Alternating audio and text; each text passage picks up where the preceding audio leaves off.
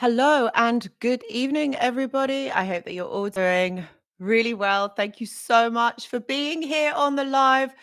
Oh my goodness, I'm so happy to be here. Can everyone hear me and see me all right? Press a yes in the description box, guys. I really hope that you're all doing really well. Where are you from? Where are you watching in the world? I am here in the UK. I'm not moaning because we've had some amazing weather. It's been so lovely here. We got anyone from the UK? We've got Tim from Leeds. We got Rico in Essex. Hello, Dr. Marnie, Phil. We got P48. Hello. We got Phil from Louisiana. We got London in the house. Hello, Roxanne. A big shout out to you. We got Southern California. We got Somerset. Oh my goodness, I love Somerset. Like the Cheddar Gorge. I remember we used to go for like school journeys. It was amazing, that place. I haven't been back since I was a kid, actually. Cheddar Gorge.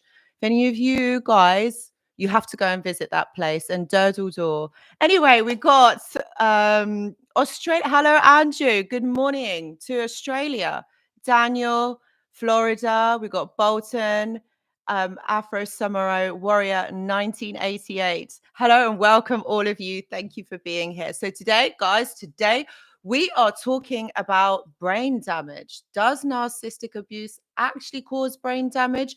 We're also going to talk about I want to look at like health implications as well, like trauma, what happens to the body when, we're experiencing high levels of trauma.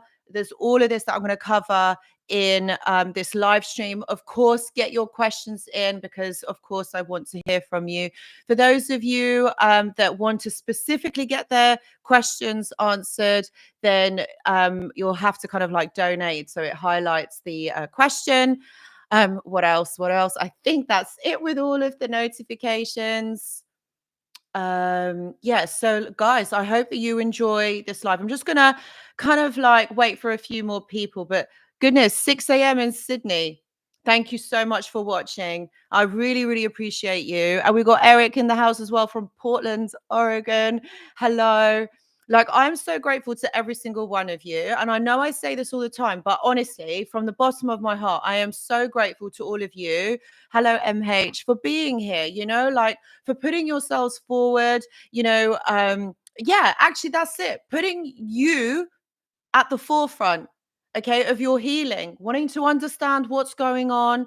And I know that this is I know that for some of you, this is like slap bang in the middle of the day. I know I try to do these timings, and I know for those of you, for my friends that are in the US, I know that this, and in Australia as well, I know that this is such an awkward time, like 6 a.m. 2 in the afternoon and everything. So, like I am really grateful to every single one of you for being here. But you know what? 3 p.m. in Chicago. Yeah, see? Yeah, because we're 6 hours ahead of you. So I know that this time isn't like ideal for everyone. But do you know what? Hats off to you guys for being here, putting yourselves first, wanting to understand what's going on, why this is happening. We got Demetrius in Greece and Athens. Oh my goodness. So my friend Maria was saying to me, Maria's actually in Crete on holiday with her friend, but I really hope that the fires are and you're okay, Demetrius, because I know that there's fires that's going on and it's really quite bad. So I hope that you're keeping yourself safe. Afro Samurai Warrior says, does high blood pressure affect sleep and communicator? And if so, why? Yes, of course it does. Yes, it does. High blood pressure. Do you know what? Our body is so versatile, but it is so delicate as well. So, your high blood pressure is going to affect your sleep because your heart is not working the way that it should be. So there's a lot of strain on your body, on your system. It's going to affect everything. It's going to affect the way that you process things, the way that your organs function, the way your nervous system functions, everything, even like hormone secretion from the brain. So it has an overall effect. Yes, we really do have to be aware. And you have to look at also, samurai warrior, like what is causing that high blood pressure? Is it stress? Is it anxiety, depression? What is it that's causing it? So that's the first thing that I would say to you is just have a look, like, what is the cause of the high blood pressure? So we have got, who else? We've got Taryn. I hope that helps. We got Texas, Austin, Texas in the house. Hello, Teron. Eric says, absolutely, Anushka. For a decade, I was kept silent. We adore you for doing this online. Thank you, guys. Thank you. Thank you. Big hugs to you and hearts. Hi, Alex. I would like to say yes to brain damage. Yes, I am healing now after 1.5 years now, no contact. Well done, Alex. Like, honestly, I know this isn't easy, but no contact is the way forward. And I'm so happy that you are healing now, like 1.5 years. Amazing. You see, my friends, it is possible. It can happen.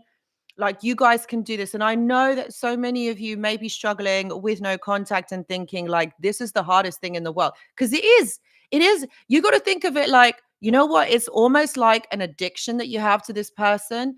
So you feel like you're always thinking about them. You're always thinking like, oh my God, I really, really, really want to contact them. Like, and then you're thinking, what are they doing? Are they with someone else? What are they doing? Why are they doing this? What is happening? So I completely get it. It is an addiction. So the trauma bonding, maybe that could be something that I talk about, or we all talk about in our next live, is all about trauma bonding and how everything, affects everything so intricately. But yeah, like trauma bonding, goodness, my friends, do you know, when you're in it, all right, when you're in it, what I will say about trauma bonding, when you're in it, you don't even realize. And that's the bad thing about it. Like, you don't even realize that you're going through it. All you want to know is what's happening with that person and why that person has done this. And you're trying to find answers. And the whole ordeal, like the whole thing is so uncomfortable. And you're just trying to find answers, which is another reason that keeps us stuck. It keeps us stuck in all of this. But Alex, hats off to you. Well done. 1.5 years, no contact. Well done, my friend. And you've got through like the worst of it. So I'm so pleased. Joe says, I got diagnosed with atrial fibrillation whilst with him. I'm not sure what that is. Atrial fibrillation. Is that to do with your arteries or bloodstream? I'm sorry, Joe. Joe, I don't know. I don't know what that is. Microdosing helps so much, guys. Highly recommend it. Yes, obviously, like, what and how much, but that's amazing. Lorraine says it's like going for a swim and you get caught in the undercurrent of a narcissist. I love this, Lorraine. Lorraine Diane, my friend, that's exactly it. I really like how you've said that. It's like going for a swim and get caught in the undercurrent. Yeah, that's exactly what a trauma bond is. You want to leave, you want to go, but you just keep getting pulled under. I love this. I love this. This is exactly what it's like. DJ Marcus Anthony. Hi from Hertfordshire. Hello. Came across your channel 2 weeks ago. Since then, I think I've watched, oh my goodness, the majority of your videos, and you're literally become my savior. Oh, bless you, Marcus. I'm so glad to hear that my work and the videos have helped you. And Hertfordshire, that's just like literally down the road from me. So thank you so much for watching. And I'm so glad that the videos have been able to help. Thank you. My friends, there's 56 of you right now and only 45 likes. Guys, if you are watching, I'd really greatly appreciate it if you'd press the like button, smash the like button, my friends, because you know what? It helps with the algorithm. It pushes that video out there in case anybody wants to see, or anybody, might come across this, and it will help them. So guys, please do hit the likes. Thank you so much, my friends. Guys, you know what? I really appreciate every single one of you guys. Every single one of you are amazing. So thank you so much. Thank you. So thank you so much. Keep hitting the like button. If you're new here, don't have to be on the chat. Don't have to be on the chat. It's absolutely fine. Just hit the like button. Thank you. So Rika says, I went numb to family and friends emotionally due to the effects of the discard. Took me nearly 2 months to heal and enjoy life again. Bless you, my friend. This is what happens. This is it. And that's what I want to say.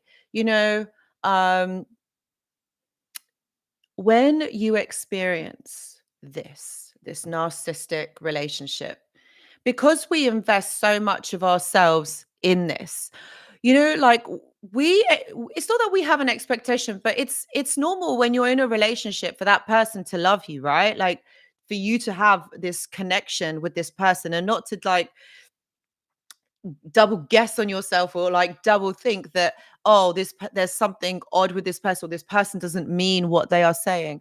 Like, I think that's the most oddest experience, and I think that's where it all starts from, doesn't it? Like, because from even from the beginning, that whole ordeal, like the whole experience of relationships is already skewed, isn't it? Because you've got the mirroring, you've got the the love bombing, like it's so intense. And in your mind, you're like, okay, on one hand, okay, this is amazing because it feels so good. This person understands me. I feel so heard. I feel so seen by this person.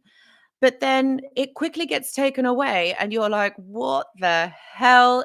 What is going on?" Like, already then it causes that confusion, and that is the beginnings of the trauma bond. And this is what we've got to remember.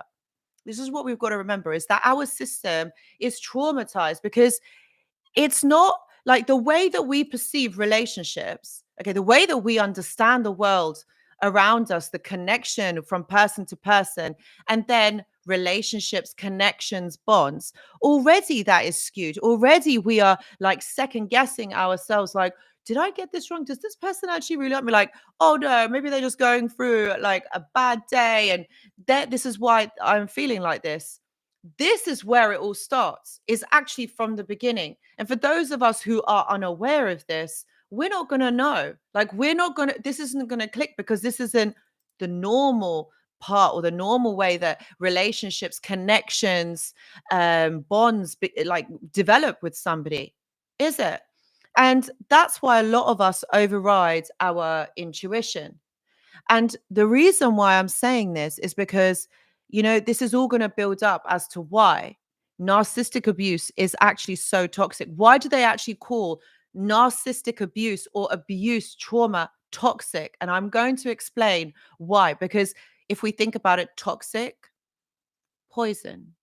And I'm going to explain why we are actually nearly poisoned to death. Okay, but we've got to start from the beginning, my friends. So we understand the whole journey. And for a lot of us to where we are now in this journey of healing, and why so many of us have questions like, why is it taking so long? Why am I feeling like this? Why am I unable to move on?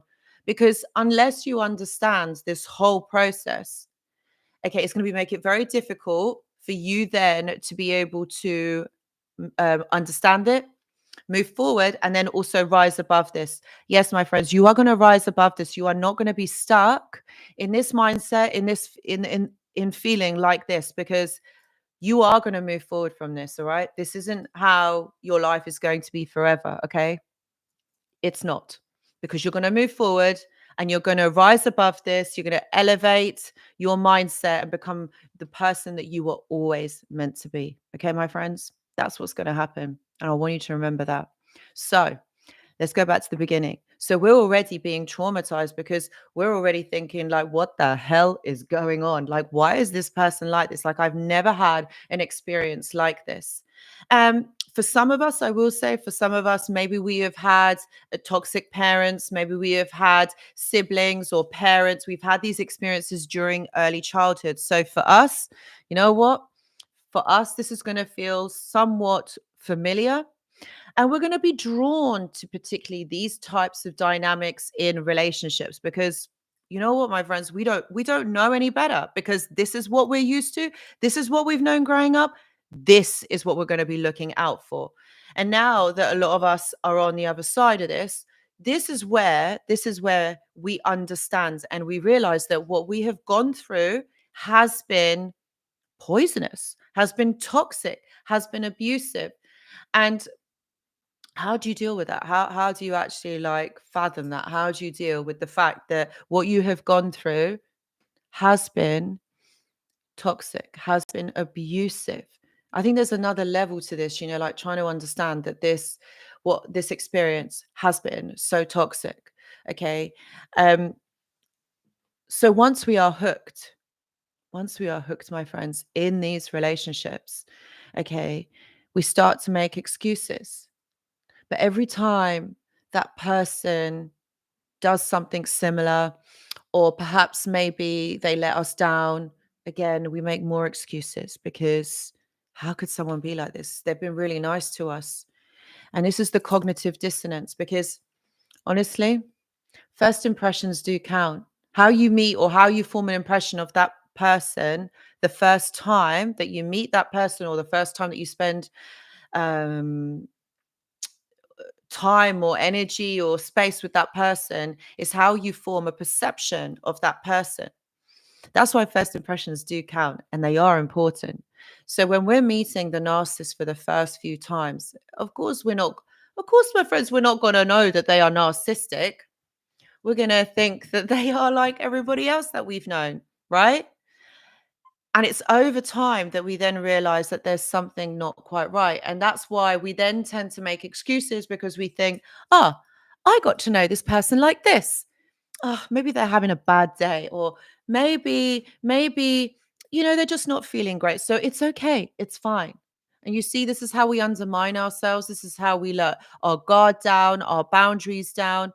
And look, this isn't a criticism, because I know it's really difficult, like, to do that, because my friends, when you're in love, when you really like this person, you just think, yeah, you know what? They wouldn't do that. Like, someone like intentionally wouldn't just do that, right? Like, you think, nah. Now hold on a minute. No, they don't mean it. It's okay. It's fine. This is where it all starts. But deep inside, you're like double guessing yourself, thinking, could this be that? Could it be that? Like, so this is where the confusion starts, and this is why a lot of us still stay stuck in this trauma bond, because the way that we met or understood the narcissist right at the beginning is how we are remembering, how we are perceiving them. That there's this kind person, this person that is so similar to us, like we have the same things in common. How could they possibly be like this? And this is where we make that mistake, my friends. Yeah, I know. Oh no, this is where we make the mistake, where we think that they are that sweet, that really nice, that kind, patient person. But really, what we have to remember is that they are this person, that person that they have shown the majority of themselves to us, like the one at the end, the one that is calling you names, the one that is putting you down, the one that has no time for you, the one that possibly even cheats on you, the one that never pays you any compliments, is just not very nice. Like, that's who they are, because they're very much in their ego, and putting you down makes them feel better. This is the thing, like, you know, when someone has a personality disorder, that means that they've got a dysfunctional ego, a dysregulated ego. Okay. So what they're doing, they're always looking to put you down, to put others down. Look, how many times have you found them gossiping and talking bad about other people? At the time, you're like, oh, well, okay. Like, you kind of join in with it. But like, think about it. Yeah. Like, how much do they put other people down? Like, maybe of an evening. Even in that video that I kind of put out yesterday, I was saying that, like, a lot of them, in their evening routine, they kind of like talk about their day, and then they're like gossiping and talking behind other people's backs. That's the one thing that they love to do. All right, is put other people down. So, as the old saying goes, if they're talking about other people behind your back, then they're going to be talking behind your back. So this is what I'm trying to say, is like, they're never happy. They're not happy with themselves. They don't work on themselves. So they never are able to move past this mindset that they've got. They stay stuck. Well, you guys move forward. And that is the key. That is the thing to remember. We got the gift of being able to move forward. We have the gift of introspection. Okay. And that's why it is always really important to work on yourselves. Always choose yourselves, my friends. Always choose yourselves. So, my friends, how are we doing on the likes? Smash the like button, my friends. Oxford. Bless you, my friend. This is so lovely. Hello, really lovely to chat. I got tea. I'm spilling the tea tonight, my friends. We got the tea. It's still a bit hot, so I can't drink it. It's so nice to have some old faces back. This is amazing. Hello, everyone. Foro99 says 6 months in normal recovery from a breakup. This is craziness. Foro99. No, no, no. This is what we're talking about today. This is exactly it. This is exactly why and we're going to be talking about why it's taken so long. But this is why I'm kind of going from the beginning and I'm building up. We got time, my friends. We got time.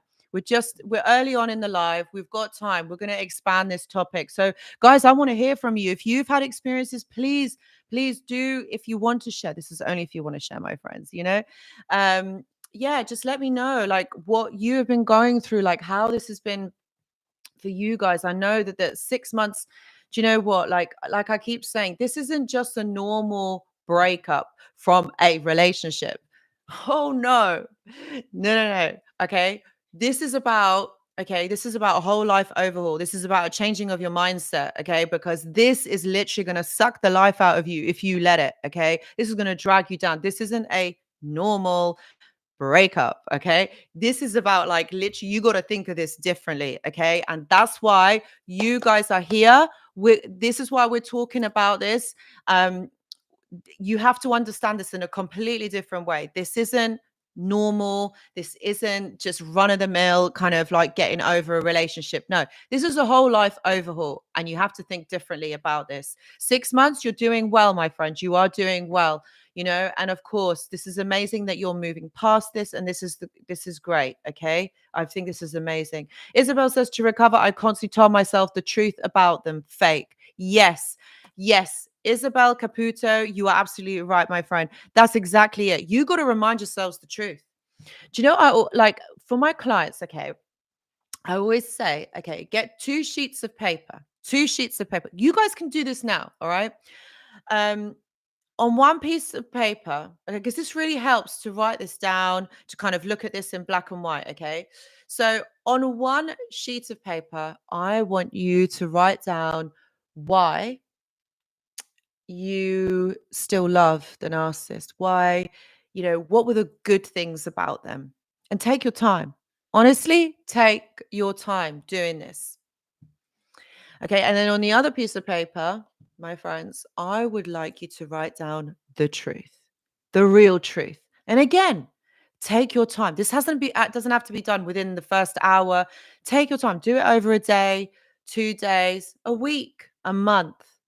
Okay, because I tell you something, this is going to help you to see exactly what is going on, the truth. Like Isabel Caputo says, tell yourself the truth of the matter, not the romanticization of this relationship. And I know this is very easy to do. I know this is exactly what we want to do because our mind, believe it or not, our mind, which is a wonderful thing. Our mind is a wonderful thing. But we are the ones that are in control of it, not our thoughts. Our mind, all right, when we feel a lot of pain, when we are in a lot of trauma, a lot of stress, a lot of anxiety. Thank you, Margot. Thank you, my dear. All right. It wants to keep us safe. We want to feel comfortable. We want to feel safe. So what's the first thing it's going to do? Think about it, right? This is a protective mechanism. Don't be harsh on yourself because we got to love ourselves, all right? We got to understand how the mind works. When we understand it, this is how we move forward, okay? So our mind wants to keep us safe, wants to keep us contained, comfy, cozy. Okay? So it's going to tell us to take the easy route. And the easy route is to romanticize this relationship. Okay. And think that, oh, it wasn't so bad. Actually, it was okay. And how many of us, okay, right, think about it. How many of us have actually done this? How many of us have kind of like tricked or kidded ourselves into staying in this relationship and staying and seeing this person as being this lovely person? You know what? Isn't that bad? Maybe I'm making this up in my mind. Type a yes in the chat if you have done this, because do you know what? Like we've all had this experience, including myself, like we've done this. It is one of those things that our brain does. Cheers, everyone. This is my tea. Yeah, we've done this. Like it's what our brain does. Oh, bless you. P48, Eric, Joe, Margaret. Yeah, Isabel. Like we do, but yeah, like, and this is what I'm trying to say. Our mind tries to keep us safe. Now, it's not a bad thing that the mind does this because it's trying to regulate the system. It's trying to regulate the nervous system, the body, trying to, like, homeostasis, bring it back to some sort of order, some sort of balance. Okay. But what we mustn't do is get sidetracked. We've got to see it for the truth of what it is. All right. Thank you for those of you that answered. Yeah, that's right, Lorraine. Don't gaslight yourself into believing the abuse wasn't that bad, because it was. Nobody should be treating you like that. Okay. No, this is wrong. Okay. And that's how you know that this person is not okay. This person is very, very rude, very bad. It's it's just dishonest. It's just awful. What I mean, like, think about it. I always say this, like, what kind of a person does this? Seriously, now think about it. What kind of a person does this? And think about what is going on in our body at this time. When we are being stressed, we're being upset. Okay, that's the real truth of the situation. Okay. So, what I'm trying to say is, when you're doing this exercise, just take your time and really just look at those points, because when you're next romanticizing the relationship, you can go back to this list and look at it and remind yourselves, because this is how you get over the trauma bond. This is how you cognitively condition your mind into seeing the truth. You've got to keep bringing it back. Isabel Caputo, you are absolutely right. You've just got to keep seeing the truth. The truth is on that list, that you have titled truth, of how it really was. Only you will know, because each and every one of our experiences is unique. Okay, so this is what is really important. This is a very good exercise for you to be able to see it for what it is, the truth. Okay, and what actually went down in that experience. Okay. Hillary says my narc is Jekyll and Hyde horror story. Yes, that's right. They are. They are a horror story, and it is for us. Anushka, thank you all for all you helped me with. You could be so proud of oh my god, you know, I'm already so proud of you, my friend. Sweepstakes, you're amazing. You are absolutely amazing, and I'm so happy. I was actually thinking of you the other day. Got to say, honestly, I was thinking of you the other day, thinking how you're getting on. Angie says, sudden onset of neuropathy, in my feet the day after a lot of abuse days before the brutal discard. I was at my lowest point. Oh, bless you, Andrew. I hope that you're feeling all right now. I hope that you're okay, because it does, and I will talk about this a lot more in this live, but it is to do with the brain processes, the neural. Oh, bless you. Thank you, sweepstakes. We are, like, this is all connected. This is all the neurological pathways, you know, and hormones secretion, the way that it affects everything. It affects our whole entire body. Okay. When you're stressed, think about it. When you're stressed, you experience anxiety. You might experience even depression. And think about how that is affecting your daily functioning. Think about it. What is going on? And where is this coming from? Who has caused this? What has happened? The one common denominator is the narcissist and their abuse, the way that they treat you, the way that they make you feel. Okay? That is what's going on here.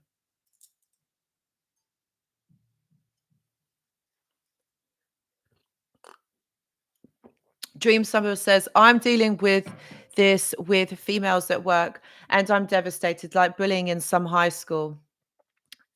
Just that we are all 40 and 50. Yeah. Oh, dream suburb.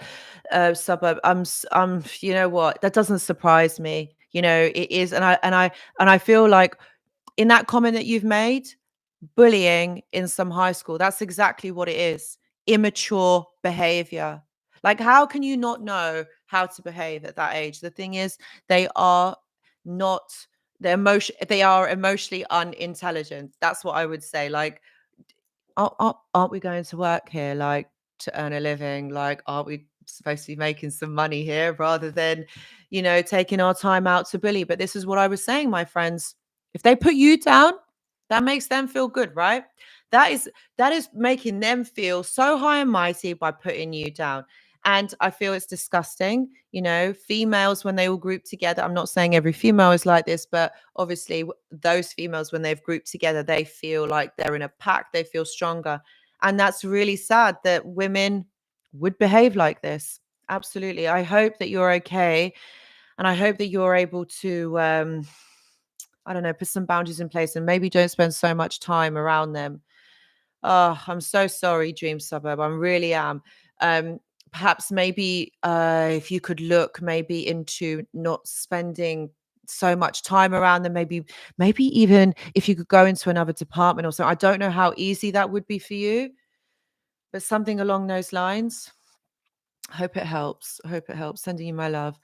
Only Cody, does the new supply have to come from a romantic relationship, or is it possible to come from a friendship?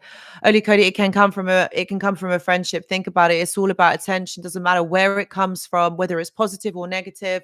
So yeah, so even if it is from a friendship, absolutely. That the new supply, like that's what you got to think. What is it? Supply. It's attention, it's validation, it's making that person feel good. All eyes on them. So ultimately it can come from any number of sources, um but yeah, definitely from a friendship. Doesn't have to be in a romantic sense. Rupinder says, I love your energy. Oh, thank you so much for being there for victims of narcissistic, sociopaths and psychopaths. Thank you. Yes, for all three of them, thank you. Sending you unconditional love. Oh, bless you. Thank you, Rupinder. And same back to you. Love and respect to you too. Thank you, thank you. um Sour Patch Candy commercial. I don't know what that is. Push you down, then give you band-aids. Yes, thank you very much. I get it now. Yes, that's it. That's it, my friends. That's it. So I just want to expand a little bit more, on what's going on for us in our body.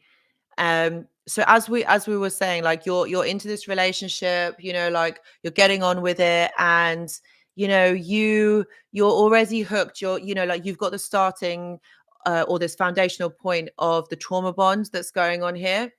And of course it's going to affect you, because think about it, your whole system is dysregulated. Your emotional system is dysregulated. So then you've got your nervous system, your adrenals, you're probably not sleeping, you're probably not eating properly, you're probably ruminating, overthinking, which then it's feeding into you not being able to sleep, you not being able to eat properly.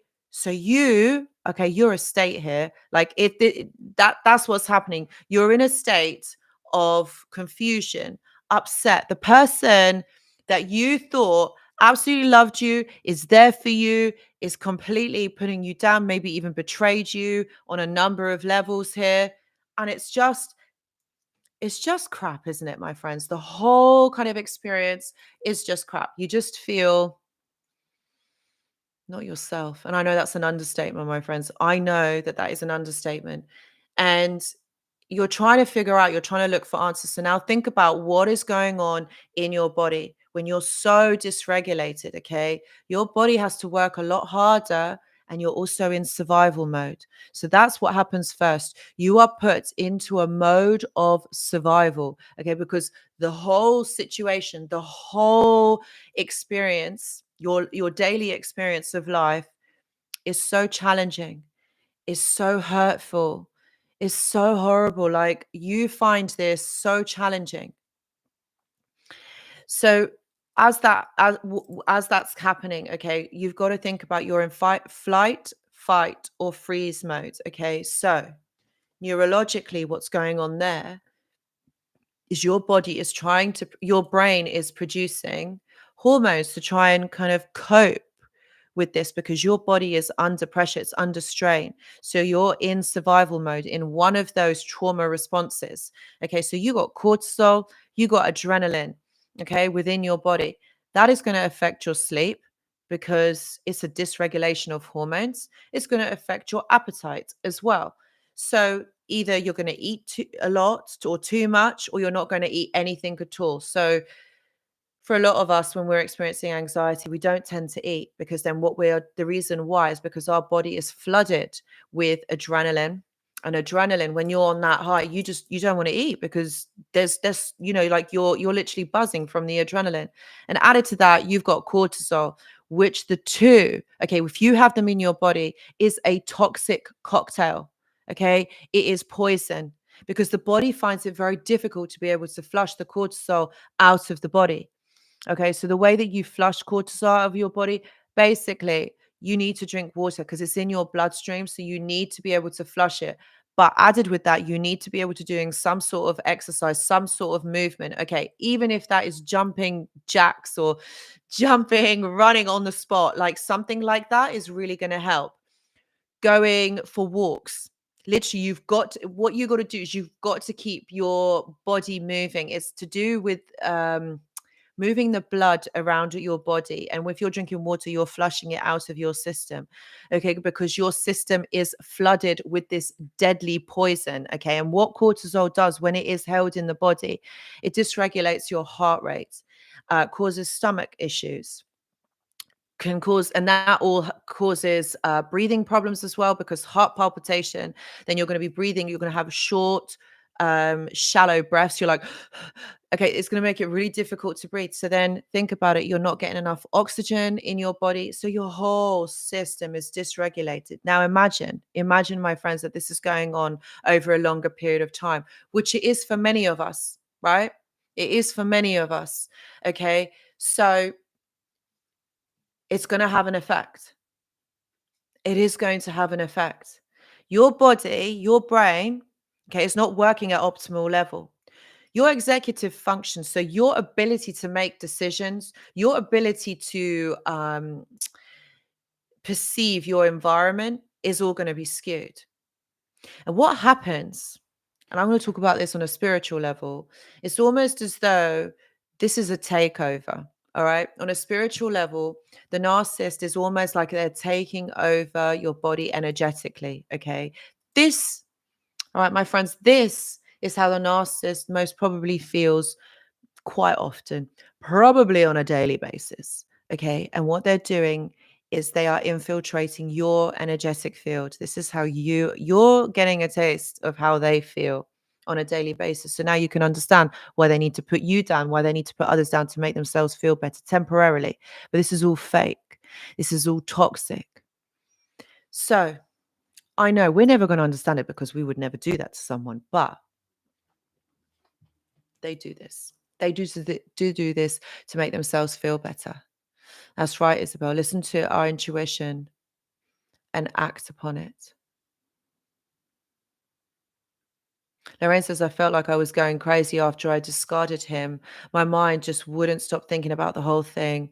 I think about us right from the beginning to the end. Yeah, because Lorraine, I'm sorry, but yeah, this is horrible because you're trying to find answers. That's why this is happening. That's why you are feeling like this. We feel like we're going crazy. Not only is our body under pressure, under strain. Okay. Then added to the fact, we're trying to understand just what the hell is going on. Like, why are they being like this to us? We gave them our love. We gave them our time. We gave them our energy. We gave them our resources. Because why? Why? Because we loved them and we wanted this person to have the best. We also thought that this person would reciprocate this, but they didn't. So it's broken our hearts. So added to the fact that we're trying to mend our broken heart as well. Not only have we got this toxic cocktail that our brain is producing to try and help us survive this threat that we are under, because the brain, okay, it can't make out whether it's an actual threat or whether it's just a psychological threat or whether it's a physical threat. All the brain knows, okay, is that it's under threat. So it needs to do either fight, flight, or freeze. So the whole body then freezes or contracts in order for it to send signals to the brain to be able to produce the adrenaline and the cortisol so that you are able to choose one of those three responses to the perceived threat that is going on.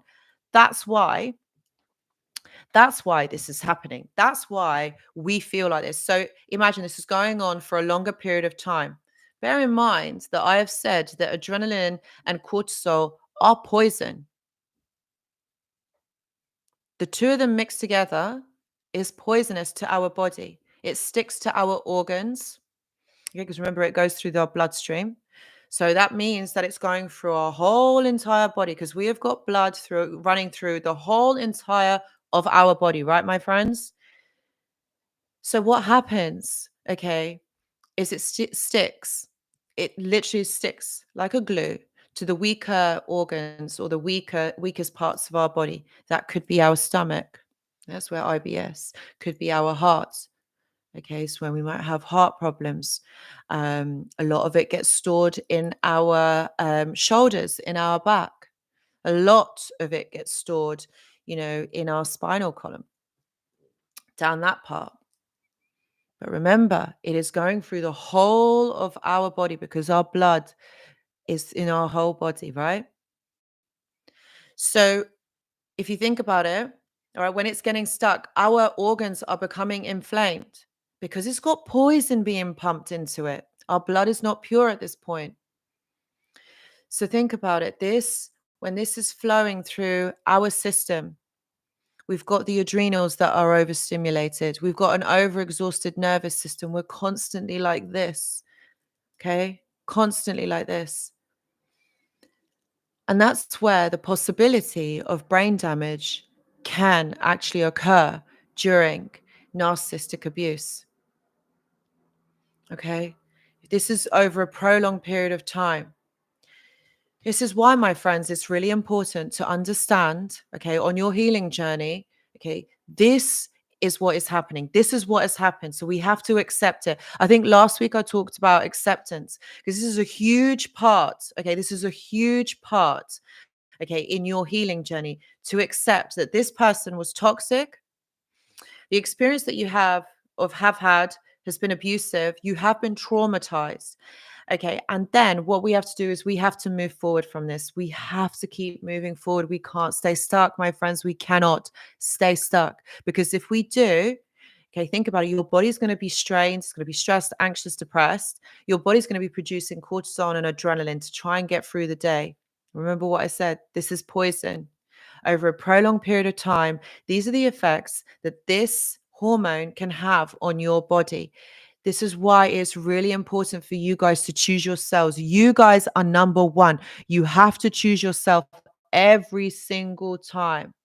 Every single time. This is you. This is your life. Okay. You didn't come here. You weren't born here to feel like this. Okay. You didn't choose this. Okay. But what you got to do is choose yourself and move forward from this and heal. Okay. Because this is a possibility, is a real possibility. And it is so sad because when you're at that point, when your body is so strained and so inflamed, it's going to take work. You can move, you can heal, but there can be lasting damage. So my friends, you've got to pick yourself, you've got to pick you. You are number one. Okay? This is what is important for every single one of you to remember. It's the hardest thing in the world. It's not easy. And I'm not saying that picking yourself is going to be easy and you're going to pick because a lot of us haven't been taught to do that. A lot of us, okay, have been taught or conditioned to put other people first. Okay, most of us here are people pleasers. Okay? And it's not a bad thing, but you know what? Even if you're putting other people before you, you've got to remember that you exist too, that you are also important in all of this. And you have to help heal yourself. Okay? It's not about putting someone else before you. All right, I understand. Like maybe some of us have got children here. Yes, I understand children and all of this, but you know what? If you are not okay, then your children aren't going to be okay. So you have to put yourself first. Actually, your children rely on you. All right. So it is about you. It is about you putting yourself first and making sure that you're okay. Because what's the alternative? Sad, depressed, anxiety, stressed, high levels of cortisol and adrenaline. What are you showing your children? What are you showing them? What are you teaching them? That you sit in this and can't move forward? No, it's not easy, but it is possible. And so we have to override that feeling where our brain starts to think, oh, do you know what? You don't have to do this. You can just sit here and you can just sit in bed, pull the covers over you, or you can sit on the sofa watching TV, but not feeling good. No, you got to choose yourself. You've got to actually put your healing first. So, what does that mean? Maybe that means you start journaling. Maybe that means you start to go for a walk. Maybe you join a gym. Maybe you start choosing yourself and start eating healthy. Okay. Because all of this can be if you are someone who is experiencing IBS, heart problems, not being able to sleep, um, disruption in your appetite. That's all about food and choosing a different lifestyle. Because what is the alternative? What you get other ailments like diabetes, and then you're gonna have to be put on tablets for the rest of your life? No, you can cure this with food. I just want to say that I'm not a nutritionist, but it is common sense. You can it does help, it does work. Okay. And I know this because I've seen it with my own eyes. I've seen what the benefits are. Neurologically, okay, so if you think about it, food's going to rejuvenate your system. I know it's not going to cure the rumination and the sadness that you are feeling and fixing your broken heart, but we're going to get to that part in just a minute. But you got to regenerate your system. And this is what I talk about in my book, self regeneration. This is exactly it. All right. So you regenerate, you give your body the fuel to be able to heal. So that what does that look like? The body can only regenerate through sleep and through food. So you got to make sure that you sleep. And how are you going to do that? If your body hasn't got a fighting chance to be able to get rid of the cortisol and the adrenaline, which is all about water and movement, literally, because we've got to work those hormones through our body. Okay. Drink water with electrolytes. Okay. You can get electrolyte powder, right? I take it. I do take it. Coconut water. That's really, really good for you. Okay. That's got electrolytes in it. Okay. Choose like that kind of water, like something that's better. All right. Then you've got to choose food. Okay. That is going to give you nutrition, green, like real food, like vegetables, uh, protein. You're going to need like, I don't know, like meat, fish, various other plant alternatives. You're also going to need, fruits, fruits, vegetables, protein. That's what you need. That's what, it has to be like real food, not the fried chicken. I know it tastes good though. Not McDonald's, not any of those. That isn't going to help you. Yeah, it's tasty. If those of you that don't have an appetite, you know what I would say to you? Maybe try smoothies, maybe try juicing. And, that's how another way that you can get, your vitamins and the nutrients into your body. Bone broth. I know some of you may be vegetarian, and I'm sorry, I don't know like the other alternative. I know like tofu. There's other like jackfruit, that kind of stuff. Beans, pulses, that sort of thing. Nuts are another one that's really good. Like walnuts are really good, in terms of brain. I've got an amazing interview with this amazing nutritionist in September. So in a few weeks, um, I'm going to be doing an interview for the channel, and we're going to be talking about foods that can really help with trauma. You heard it here first, my friends. You heard it here first. I've got her lined up. Amazing, amazing woman. So she's going to be talking about foods that can really help with trauma. And this is what she was saying to me: antioxidants, which is all about berries. So that's blueberries, raspberries, strawberries. All of this is going to help. Okay. Antioxidants. Well, you got to remember one thing that I will tell you. And Roxanne, who is here, she actually used to work with me at the hospital when we were working with dementia patients. And I wanted to mention that dementia is on the rise actually in our society, and it's such a shame. But dementia is, if you really think about like what that actually is, that is all about the proteins of the brain diminishing.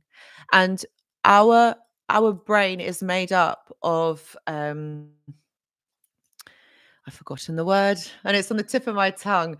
Um I hate it when this happens. My friends, I hate it when this happens. So it's proteins and K vitamins, and it will come to me. I'm sorry. I'm so sorry. Um, but what happens is that stress, anxiety kills proteins in our brain.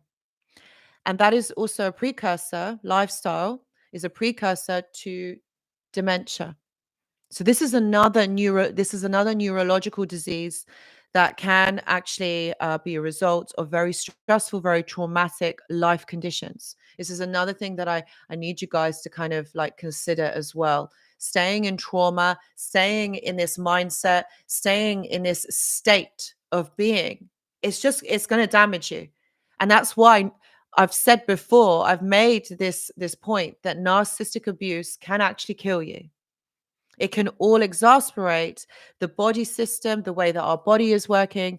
Yes, absolutely. Feel bad. Our synapses, and I'm going to talk about that as well. Neurological processes. It's the best bit. I love this topic. I really do. I love talking about neurology and neuropsychology.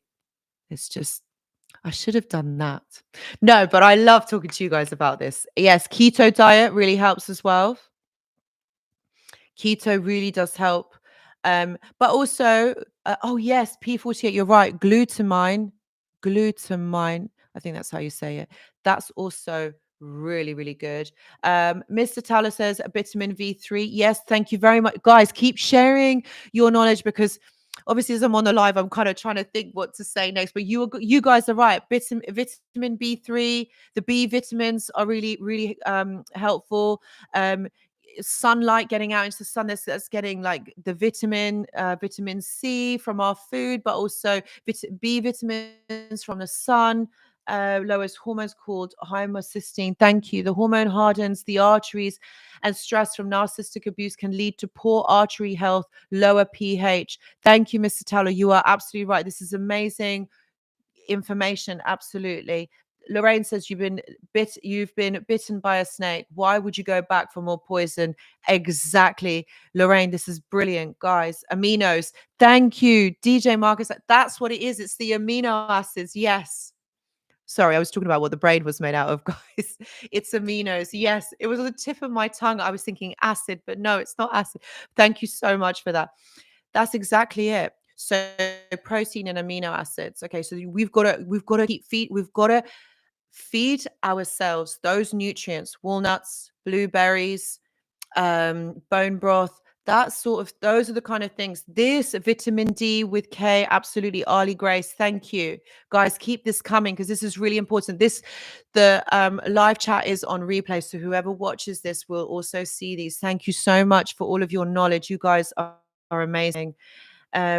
Shirley, hold on. You said Shirley. Mida says rapid eye movement exercises. Yes, I am such an advocate for rapid eye movement. That really helps in terms of processing trauma. That's all to do. With it's kind of like a hypnotherapy, and it really helps with PTSD. Yes, so I would say, like, if any of you are able to work with a therapist with rapid eye movement, make sure that it's not online and it is person to person, because that will really help to process trauma and to get you past the fight, flight, or freeze response that we have. Ali Grace says, yeah, vitamin D with K. Meditation is also helpful. Yes, some of us are not kind of there either, like, because we're still stuck in that moment. But yeah, meditation, journaling, all of that's amazing. Roxanne says selenium plays a role in regenerating glutathione. I think I've said that right. Have I said that right, Roxanne? Yes, selenium is really good as well. It also helps with, like, I know, hair and nail growth as well, which is really, really important. Robbie S says, I've done EMDR. Amazing. EMDR is such an amazing therapy, particularly from trauma and helping us to become unstuck. And I'm going to talk about that in just a moment as well. Dr. Marcus Anthony says you can purchase BCAs. DJ Marcus Anthony, what is BCAs? Would you be able to write it? Because I don't actually know what that is. Sorry. P48 says grass-fed butter, eggs, apple cider vinegar. Yes, apple cider vinegar really helps in terms of like digestion. So if any of you are experiencing like IBS or anything like that, like I know apple cider vinegar is really good also for the immune system, for the skin, all of those things because it's protein, grass-fed butter, amazing. Like, oh, it's so nice that is that butter. Isabel Caputo says prayer is key for me too. Yes, this can really help to in terms it's like a meditation, like you're praying, you're believing in yourself. This is also you guys are so wonderful. Like thank you so much for all of this. Oh, Tim Jeffries bulletproof coffee. Yes, I really like that, but I have to get into the zone to drink that. Like I do like like my lattes with oat milk, but the bulletproof coffee again amazing. So that's all to do with the brain octane oil, which is cold. I think Tim, is that's the cold pressed coconut oil. Like, yeah, you put that in the coffee, but you also put like grass fed butter. Oh, it's good stuff, really good stuff. So yes, I think that's it.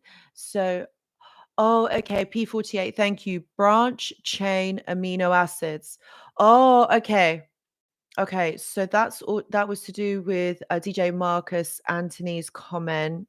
Yeah, the BCAs. Thank you. Now I'm learning of you guys. I'm actually learning of you guys. So branch chain amino acids, right, is a powder form of amino acids which you can add to your drink. I'm gonna get some, my friends. I'm gonna get some. Alex says IBS, stop drinking coffee from Alex. Yeah, because it can also for some of us it can really help. Yes.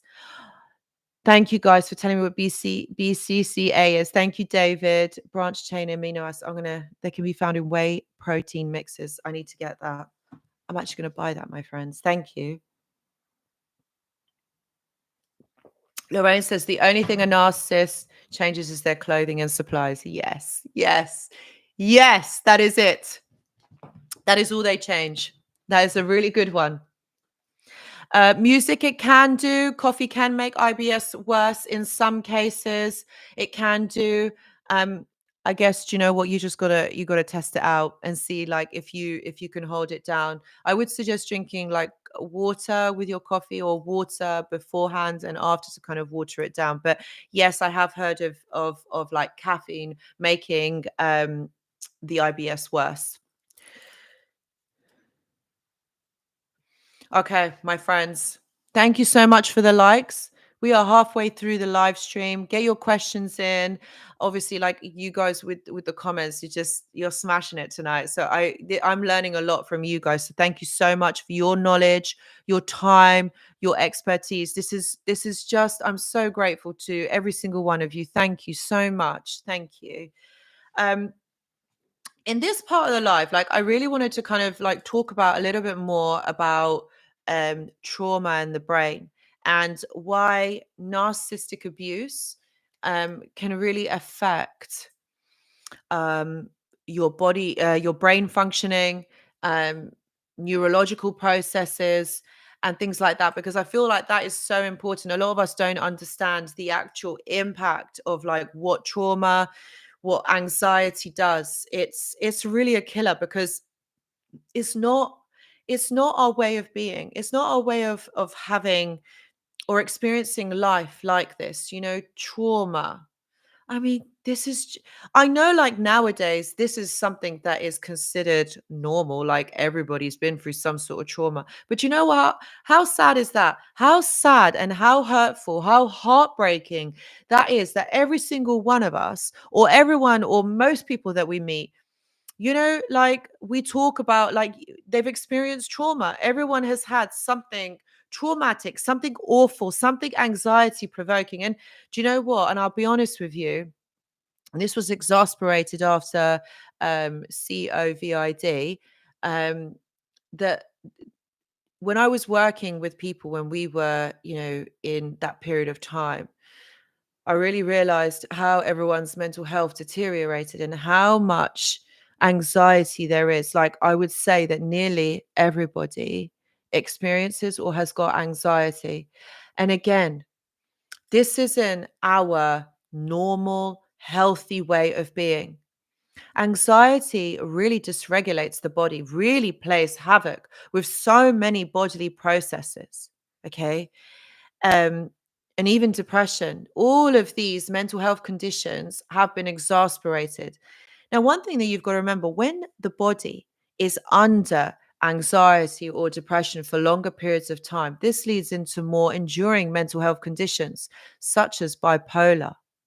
Okay. And that's all to do, bipolar is very much the kind of higher level or the more kind of stronger side of depression, because it's the brain unable to regulate itself, unable to regulate um, neurological processes, and that affects so much. Or for example, anxiety, it dysregulates our emotions.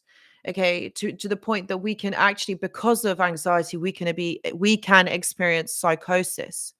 And psychosis can last anywhere between 1 day to 6 months. And for many of us, we don't know that we're in that state because it's something that over a longer period of time, like, creeps up but gets worse. And so it breaks my heart to say that a lot of people in our society, a lot of people have experienced enduring numbers or enduring levels of stress, anxiety, depression over a prolonged period of time. And so this all causes trauma. This all causes trauma to our system, to our brain, the way that it processes, the way that it functions. And the reason why I'm so passionate about talking about the brain and its processes, because I really understand the impacts of what trauma can do to our brain. I've worked in this field for quite a number of years, and I really understand the way that neuroplasticity works.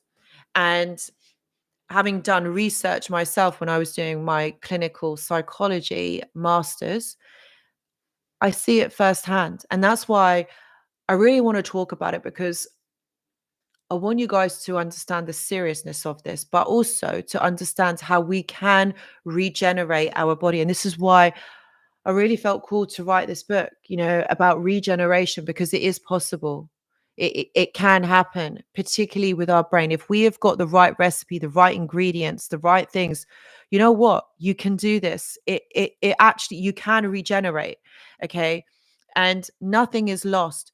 But you've got to understand that your body and your mind is one system. And then added to that is your soul, your spirit. Okay. It's all the Holy Trinity. Okay. It is one system.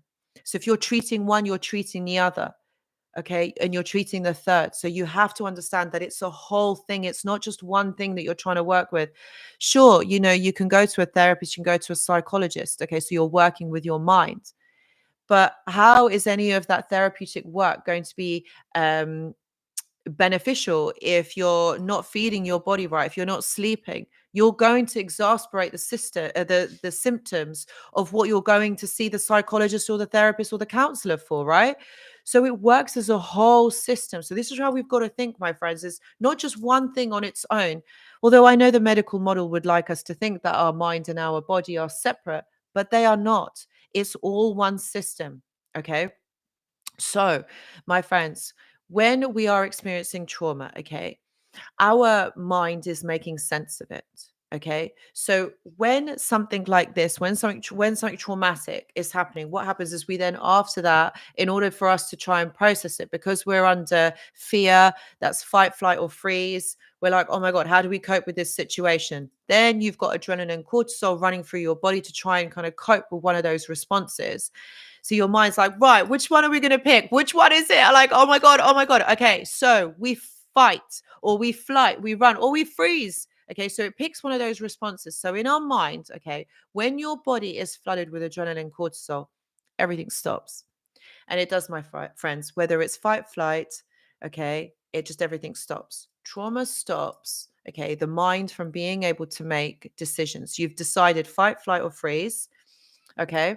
So you're going to act upon one of those things. So this is where the body and the mind then goes into survival mode. All of the other things kind of like stop working. Like, of course, like if you're going to run, your legs are not going to stop working, right? If you're going to be under an altered state. And that's why, my friends, it is really important to understand, okay, that you need to be able to kind of calm the nervous system, because if it's under attack, if it's nervous, if it's frozen, it's not going to be functioning at its optimal level. So you're not going to be making the best decisions for you. Excuse me. I've got to have a drink.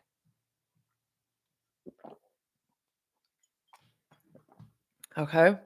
So neurologically, everything has stopped working, so to speak, because the body needs to be able to put all of its energy and effort into be able to get you away from that perceived threat. Okay. So your neuro biology, okay, is the synapses are not communicating correctly. Neural networks are not being formed. So it's almost as though a block is being put. Okay, so your emotional responses are not going to be where they need to be, or you may you may respond in a way that is not congruent to you consistently. Remember we did this live stream about reactive abuse. You're constantly under strain, constantly, even though you feel calm, but you're constantly being overstimulated. So this is causing the block. So if you're right, think about it, right? Your brain is always producing new neural pathways, because your synapses are communicating from one to the other, all the time. This is why we've got hundreds of brain cells that die off daily. They do. And it's not a bad thing. It's a good thing, because your brain, this is the part of the neuroplasticity process. Your brain is always forming, okay, to the way that you conduct your life. Think about it. Your brain and neuroplasticity, your brain is being shaped and formed to the way that you conduct your life. Now, think about it. When you are with the narcissist, you're constantly under stress, anxiety, you're under worry, you're under fear. Okay, you're not feeling good. So your brain is producing coping strategies, trying to kind of pacify the situation, which is no wonder why. Okay, you're trying to make excuses for them. You're trying to think like, no, they would never do that. They're having a bad day. Like, it's okay. It's okay. There's no wonder that you're coming out with those responses, because remember, our brain's response is to keep us safe, to keep us comfortable, to ensure our survival. So it's all doing this. Okay. So what we are doing is learning to just take on the abuse, even though it is hurting us, even though it's breaking our heart. We're just pacifying ourselves. But there's a threshold. There all comes a point where we're like, nah, no, no. Okay. Because the way that we are, the way that we feel is not comfortable. So it all comes at a cost. And the cost is your health. The cost is your mental health and well-being. The cost is your body's health. Could even be financial in some cases. So the brain is trying to help you. And because it's not producing the neural pathways that it's meant to, because there's blocks everywhere, you're not emotionally responding to the situation the way that you maybe have wanted to, or maybe you could do, because we're all trying to pacify it, make it all right. Like, it's all right. Like, it's fine. This person is okay. It's fine. Until it all just goes pop, right? Which is why every single one of you are here, because most of you, or every single one of you, is out of this ordeal. It came to a threshold. You didn't stay in that relationship. And yeah, like, I understand. I'm reading the comments like, yeah, you rumination. Of course you're going to ruminate. Of course you're going to like think, did I make the right decision? Was that right? Did I read that? Did I read that situation correctly? Yeah, you did. Yes, you did. Because you know what? We don't only have five senses. We also have other senses that, our body is a sensory organ. Okay, so we have sensed that something isn't right. Yes, our intuition. But yes, there's also receptors within our body, okay, that helps us to understand that our body doesn't feel good, doesn't feel right. And why is that? Because what? Maybe you're crying, maybe you're sad, maybe you're locked in your room, maybe this person has upset you how many times in one day? So you realize that actually, you know what, is this person that is making you feel this certain way. So your body is disrupted. And that's the threshold that you reach. Those are the receptors, the senses that are telling you that actually something isn't right here. And then your whole body goes into that fight, flight, or freeze, into goes into response mode, right? Because you got to make yourself feel better. You got to make it feel good. So you're in that mode for a longer period of time. Neurologically, you're frozen. That's it. Okay. You're not making the right decisions, but your body is trying to help you to feel better. And that's what it does. So as long as we understand how our body is working or what's going on for us, then we can make the right decisions for ourselves going forward. Okay. It's not a bad thing. It's trying to help us. But actually, if you think about it, being with a narcissist or being around narcissistic or toxic people is just stunting you emotionally. It is stopping you literally in your tracks. And how is it making you feel? But it doesn't make you feel good, which is why every single one of you that are on this live have experienced this, are here trying to understand this. That is what happens with narcissistic abuse. Yes, narcissistic abuse causes brain damage because it alters your brain's functioning emotionally, but also in processing your executive functioning, your ability to make decisions. It's all affected. It's all like the narcissistic abuse, the trauma alters your neural pathways, and it does. And I know that can be quite hard hitting and quite challenging to hear. So I do understand that it's not easy to hear. But my friends, you can heal that.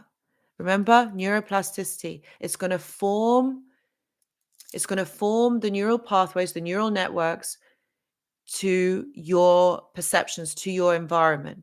So, however you're perceiving it, is how it's going to form the neural networks. So, I gave you an example of what happens with a narcissist, or, around narcissistic people, narcissistic abuse. Now, think about it. Say you don't have the narcissist in your life. Say you are healed. Say you are on the other side. Think about how different your brain is going to be functioning in a more positive state. Then we also got to think about this energetically as well, because our brain does produce electrical currents.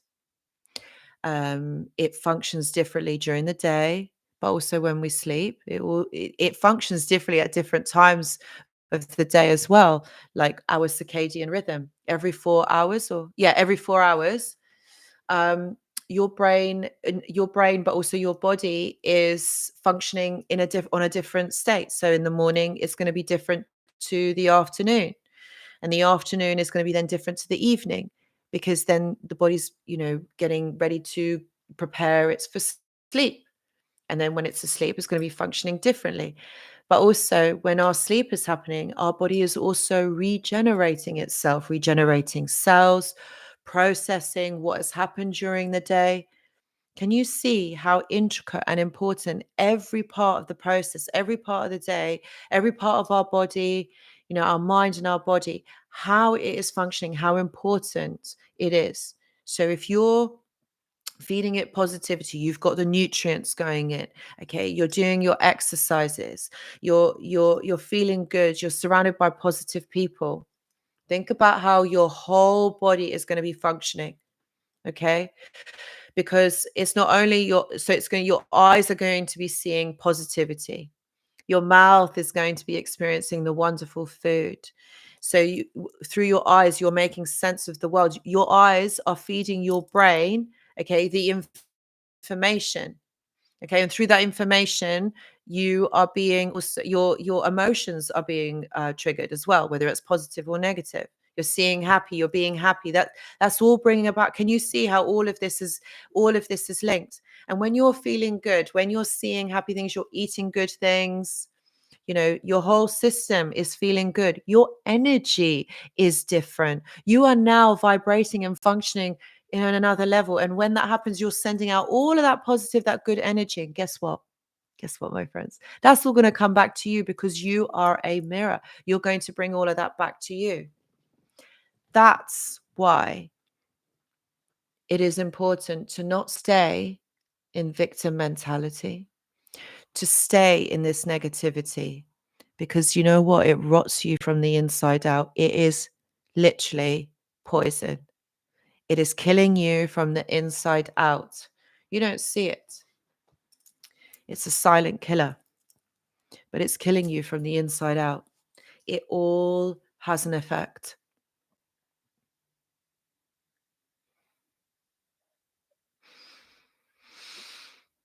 That's right, 499. You're not their possession. Lorraine says every awful thing that the narc did to you was doing you a favor. It was waking you up. I love that. Yeah, it's waking you up. Because you know what? Now you have an opportunity. You have an opportunity to become the version of you that you have, a new version of you, got a new chapter of your life. Okay, you don't stay stuck. You don't stay stuck looking backwards. Life is always moving forward. You've got to keep your eyes going forward. Because if you're looking back, you're not going forward. You're looking back. And what was back there, okay, is killing you. So I know that when we are in the trauma bonds, when we are feeling stuck, when we're like, oh my God, this is so tough, like this is so hard. Okay, what you're doing is you're keeping yourself stuck in that system of being, in that system of functioning. Okay.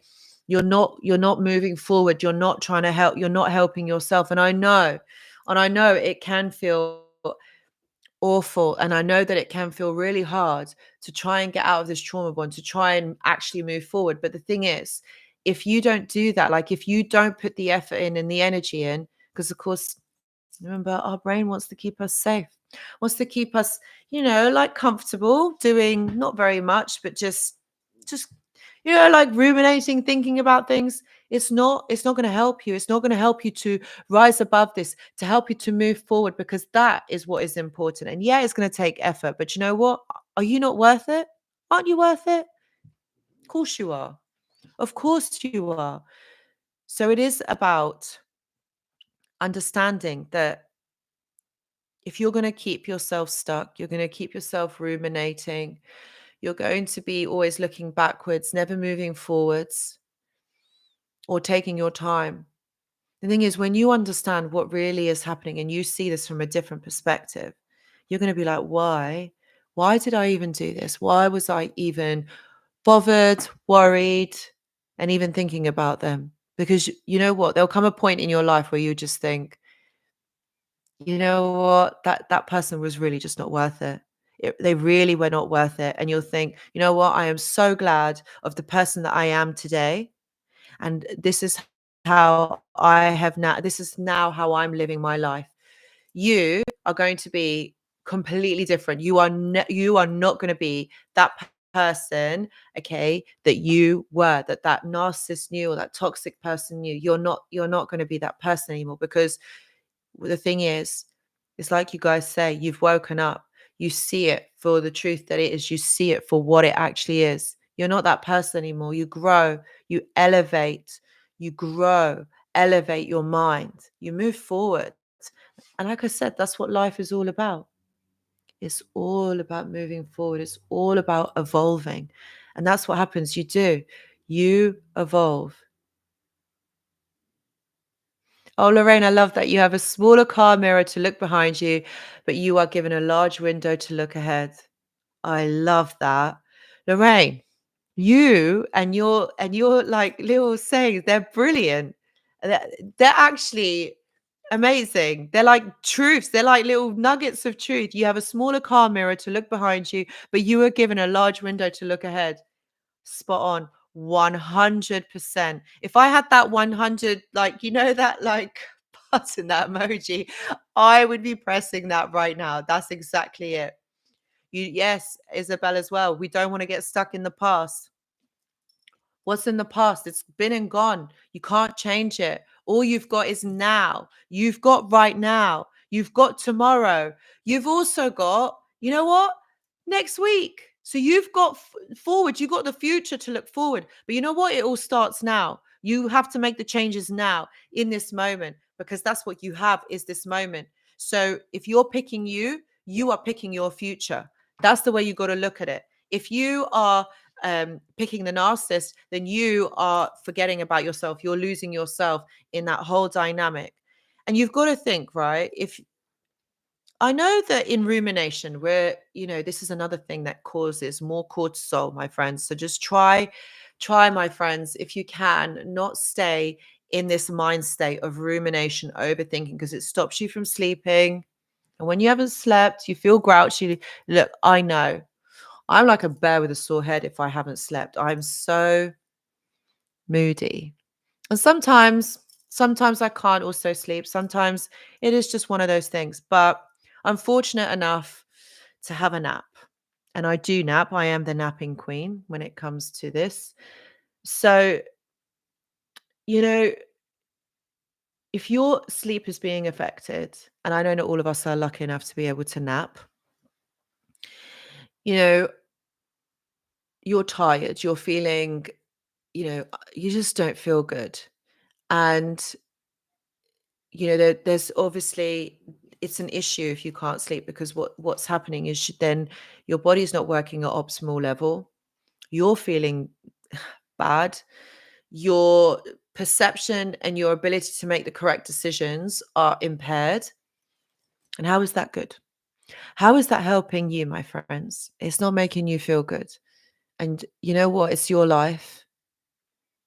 You have to feel good. It's your responsibility to make you feel good, isn't it?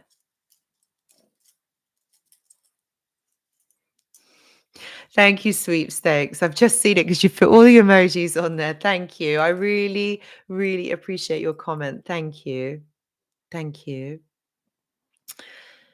And it's your responsibility to make you feel good. I can't do it for you. I wish I could. And I honestly, I would. I could do it for every single one of you. I really would. But you got to do it for you because this is your life. You didn't come here to have a crap one. You didn't come here for it to be like this, traumatized, upset, not sleeping, not eating. Because you know what, life actually can be quite magical. I'm not saying that we live in rainbows and unicorn world and it's just, magic and sunshine all the time. I'm not saying that because I'm not trying to say like that's fantastical, magical thinking. Do you know what I mean? I know that life can be up and down.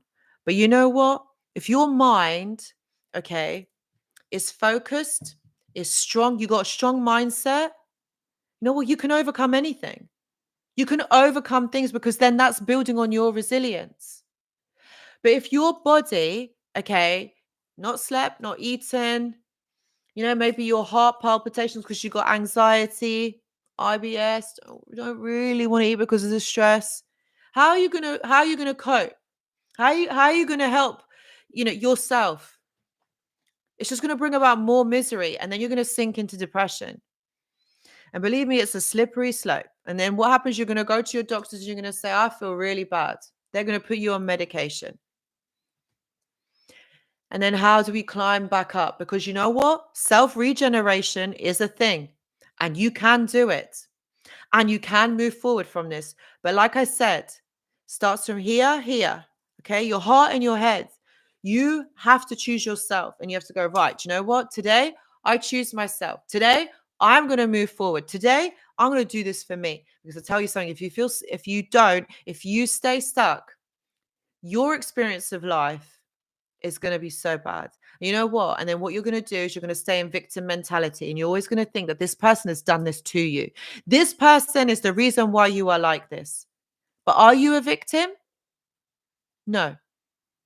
No. And the reason why I say no It's because you're not going to keep feeding yourself that this happened to you, that this person came into your life, they have taken you down, you're feeling so bad. No, we got to rise above this. We don't stay stuck feeling sorry for ourselves because it's not going to get us anywhere, okay? Because no one is going to come and help us. And unfortunately, that is the sad reality. I know that we have to do this alone. We come into this world alone. I know. This is the sad thing. And we also leave alone. And the people that we have in between our experience of life is the people that we meet, is the people that we have around us. Okay. But this all depends on us. Okay. We're not victims. You're not going to stay in victim mentality. Oh, why did this happen? Why is this happening? This shouldn't have happened. This person did this. No, because you know what? And then you are painting yourself as someone that cannot move past this, that cannot move forward. Thank you. You're master of your own ship. A moody Anushka. I am moody when I haven't got sleep. Yes, I can be quite moody. I'm like, ugh. But you guys don't see that. Like you guys don't see that on the videos or whatever, because I have to make sure that you know what? It's like when I come on these lives, I have to make sure that I'm tip top. Do you know what I mean? Like I cannot be like this. I've got to help you guys. I really want to help you to see this from another way. Okay. A pit bull on steroids when she's moody. No, I'm just I'll tell you what I'm like when I'm moody. I am like a teenager, like, oh, what? No, I don't want to do this. Like, oh, I can't be bothered. I'm really like moany as well. That's what I'm like. I'm moany. I'm like literally a teenager that can't be bothered to do anything. Oh, yeah, that's what I'm like. But again, like you guys are never going to see that part of me. The people who are closest to me, which, yes, sorry, like, but this is a good thing. It's a good thing. Like, you guys are not going to see that. Anyway, look, we all have our ailments. Look, I'm human as well. Like, I'm not going to say I'm like perfect all the time. I am not like this all the time. Like my friends, I am not like this all the time. So yeah, so I had to make sure that, like I had to replenish my energy for today. Also when I'm filming the videos as well, like I have to constantly like, think like what I'm saying, like plan all the videos and everything. But how are you guys liking the new style of videos? Like they're more kind of like podcast style. And it's more kind of refined. It's not like free flow because I plan all the videos. So let me know what do you guys think of like the new videos, the way that they are, like kind of like the podcast style. I hope that you like them. I hope they're okay. And also, how are you enjoying the live so far? Is it helping you guys? Is there anything in particular that you want to know about? Anything that we have kind of talked about? Because I am live for another half an hour more. It's getting late here in the UK, but it's okay. Like we're all right, guys. We're having fun here, right? We're having fun. Oh, this is great. Thank you, Isabel. Oh, thank you.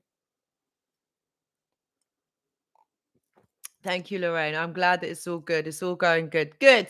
Good. We're feeling positive. All right. Good. We are feeling positive. That's the whole point of this. All right. Healing doesn't have to be boring. Okay, this helps so much. Oh my god, guys, thank you, thank you, thank you. Yeah, healing doesn't have to be boring. Like you can have fun doing this, all right? You've got to know that life actually, you know what, is happy. It's okay. We're good, you're gonna get through this. It's gonna be okay. Yes? Oh, thank you, Roxanne. Thank you. Thank you. Oh, Alex has got a cup of tea as well. Oh, amazing, amazing. This is great. And I'm really pleased that they are, because I know that sometimes like the kind of the context and the things that I kind of talk about maybe not so easy to hear, and maybe like you're thinking, oh my god, like this is so challenging, this is so difficult, but please know that there's always a way past this. There's always a way forward. Okay, there's always a way of you healing and moving forward. It doesn't mean that you have to accept the way things are. Don't have to accept the circumstances, because you know what? Each and every one of you have choices. Just like the narcissist did. They had a choice whether they wanted to be like this or they wanted to be a different person. They made a choice. We all have choice in life. We all have perspective. All right. Depending on which one we choose is how we make our decision. So that is our choice. Our decision is our choice, or our opinion is our choice. Okay. So this is what is important. All right. For each and every one of you, you have a choice whether you want to stay in victim mentality, whether you want to sink or swim in this life. You all have a choice. If we're staying stuck thinking about something, think about what it's doing to your body. You may not see or feel the effects straight away, but over time, it is going to have an effect. And think about the choices that you are making in terms of food. I know it's easy to go for a drive-through McDonald's, believe me. Or I shouldn't really say the name, should I? Because I could, you know what I mean. Okay, beige food, you know what I mean. So yeah, Christina says, I find it helps me to keep a calendar and be coi- consistent of my energy levels. I have to prepare sometimes in advance. Yes, Christina, absolutely. It if you this is about keeping your energy levels consistent, and it does mean that perhaps maybe you have to put certain practices into place or certain routines into place. That's also very important. Is routines will really help. um yeah, because what you're doing is you're making a conscious choice, so that also does help. um I'm going through all of your shorts, giving you a thumbs up. Thank you, Pithill. Thank you. Thank you very much. I really appreciate that. Sweepstakes says, I only eat organic food now. Grass-fed burgers, oh yes, are amazing. My body is truly my temple. Yes. And think about it. Yeah, the quality of your food. Remember, you are what you eat. You are what you eat. And that is a real thing. It's true. It is. It does. It does matter. So all of this has an effect. So eating the right foods is also going to ensure your body functions well, but also your brain as well. Okay, your brain is working at its optimal level, because ultimately, if it's not, then you can't. Your brain is not functioning in a way that perhaps maybe it can, or the way that it should. And then we stay stuck in certain ideologies about ourselves, certain thoughts. Remember, we navigate our thoughts don't navigate us. Remember that, my friends. Remember that. Okay. It is important that we make the right choices for us, that we are healthy, that our body, okay, feels healthy, because then we feel good. Our outer energy, okay, our energy, our vibration, the lot, okay, the lot. You're going to feel like you want it also. You're going to have more higher levels of energy. You're going to want to actually perhaps maybe do some more exercise or do more. Like this all has a whole rounded effect. Okay. And like Isabel says, this is so true. Feels so much better eating healthy. Yeah, but healthy, absolutely. It's about eating real foods, not processed foods. Be careful where you get your foods from, so they're not processed. Of course, like once in a while, yeah, sure. Like I know that food tastes good. I know. Okay. Um, because I am a sucker when it comes to like crisps, and sometimes I need chocolate too. But obviously, like there's this, oh, I've got to say, near me, there is this amazing chocolate shop where they actually make the chocolate, but it's like this really gorgeous dark chocolate. It doesn't taste so bitter. And I don't really, really like dark chocolate. I do like it to be a little bit sweeter, but when it's got a higher cocoa content, I know it costs a little bit more, but you know what? Like once in a while, I don't really have like that craving for a sweet tooth, but once in a while, that is good stuff. It is really good stuff. Yeah. So the chocolate, you know, and all the other stuff. So, like, it's all in moderation, it's all in balance. Okay. Remember, it's all in balance. Eat whole foods, real food. Yes, Isabel. That's it. It is about eating whole foods. And you know what? Your taste buds will change, will change to accommodate that food. And then you'll realize that once what you really, really liked was either too sweet or too salty. And then you'll realize that, how did I eat that? Because I found that, I don't know if you guys did as well. Like, I was eating certain foods and you think, God, that's too sweet, or that's got so much sugar. You'll realize that your body will become accustomed to the new taste. It's got a different taste and it might feel weird at first, but you've got to keep going. You've got to keep knowing that this food is good for you. Remember what I've always talked about? When you're trying to form a new habit, it takes 21 days. That's a minimum 21 days. That's 3 weeks. Okay, so you've got to be consistent for 3 weeks to instill a new habit. Okay, again, more work, I know, my friends, I know, but you guys are worth it. So, this is about instilling new behaviors, 21 days for these neural pathways to form. Okay, new neural pathways to form, and for the synapses to work, like correctly from one to the next. So, what you have to remember is you've got to be consistent, and it's about repetition. Repetition is going to make something stick. Okay, doing the same thing over and over again. So, say for example, you're picking up a new habit like journaling. Okay, um, journaling is going to feel weird at first. You're going to be like, what the hell do I write? I know this from experience. And that's why I was saying, because I did actually think to myself, like, what actually do I have to write here? Like, hi, Anushka, how are you? Yeah, I think that's what I wrote as my first journal entry. And I knew, like, what is this? So yeah, it's gonna feel strange at first. But then as time went on and I started writing more, and I started really like processing, really like thinking about what I was writing, what was going on. That is what is important, my friends. It's really like working through this, really thinking, hmm, really connecting to yourself, because that's what it's all about. This whole journey has always been about you. It's always been about you connecting to you, giving yourself the best possible things like food, sleep, surrounding yourself with certain people, having certain people around you that don't put you down. Energetically, we do take on other people's energy. We've also, and it's proven, we do have the mirror neuron. So the people who we hang around with, we're going to become like them, you know? So this all has an impact. Yes, Isabel, you've hit the nail on the head. This is all about soul growth. Yeah, because you are a soul having a human experience. And this is about us providing ourselves the best possible experience. If you think about it, you only have this one in your body, in this experience at this time. Okay. You are having this experience for a reason. Okay. So why not make it the best possible? I'll tell you something. If you had to do this for somebody else, I bet you would make sure that that person had the best experience, the best time, right? Say you were hosting a dinner party. You're going to make sure that you're going to give them the best food. You're going to provide the best entertainment, the ambience in the room.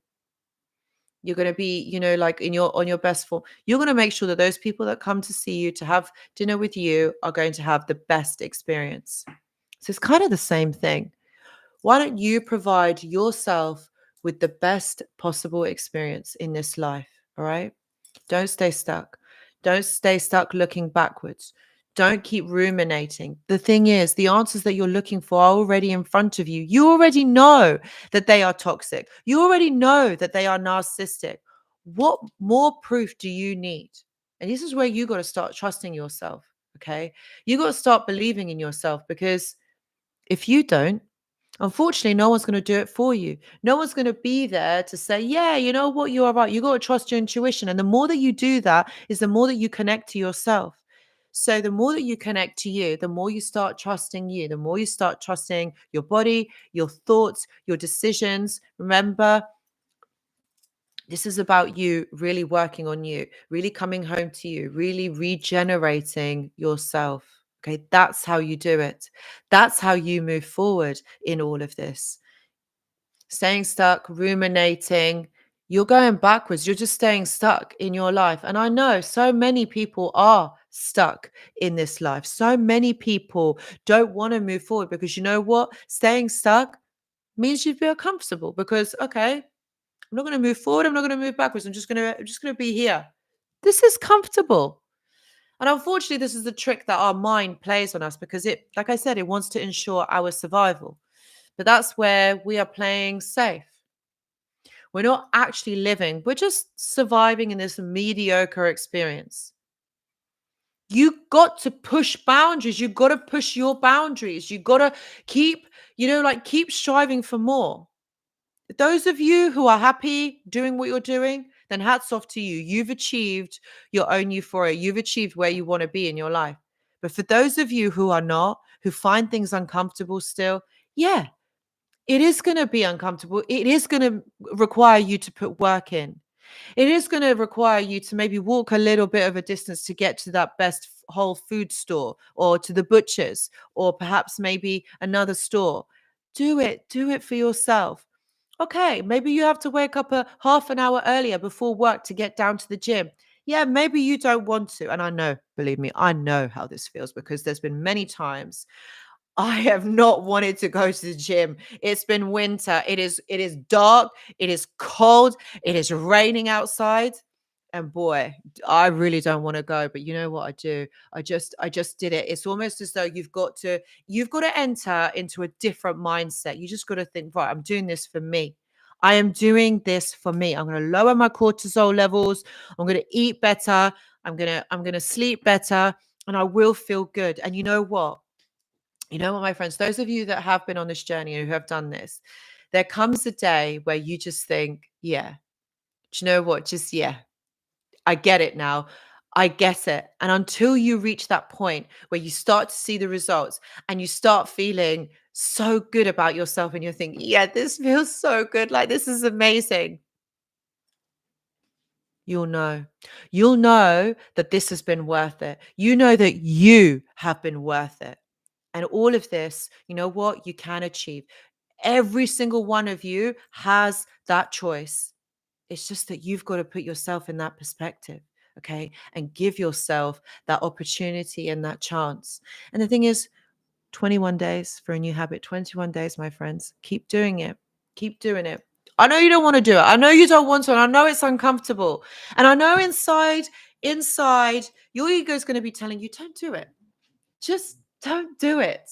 Sit on the sofa, stay in bed, lay in bed. Just sit there. It's so much better. You got to override that. You have to, my friends, override that.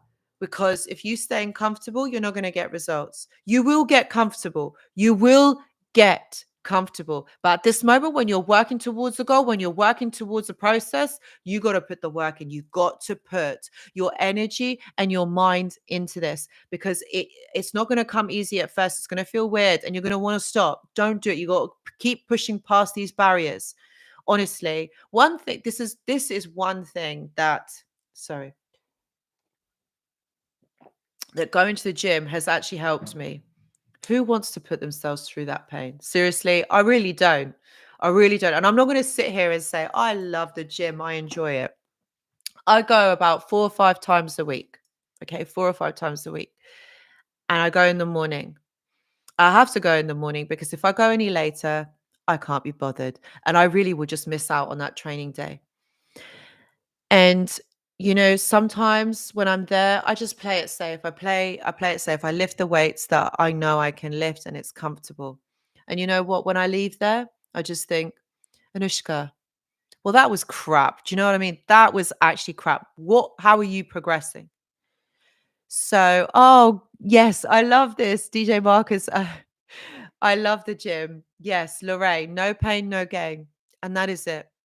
And the thing is, sometimes, some days I can be there for an hour or two. Okay. Some days I'm there for half an hour. And one thing I will say, and I will be honest, I haven't done much cardio because I was like, I didn't want to sweat, didn't want to like get out of breath and just didn't want to because the weights, I just do the weights, you know. But I realized that my body is paying a price because if I'm not doing the cardio, you know what, my body is not, I don't have the stamina to lift the weights. And if I'm not lifting the weight, I'm not lifting heavier. And then it's not giving me the satisfaction. And then I'm really critical of myself. So can you see it's all having an effect? So the point that I'm trying to make is push yourselves. Just do it. Push yourselves. Okay. Regardless, you know what? Maybe you're not feeling it. Maybe your favorite TV show is on the TV. Okay. And you can't be bothered to journal. But then I'm going to say to you, what is that TV show going to give you that, say, 15, 20 minutes of journaling would give you? You're working on you. You're choosing yourself. You're choosing to regenerate you. So every time that you don't feel like going to the gym, you don't feel like journaling, you don't feel like getting up, you're not choosing yourself.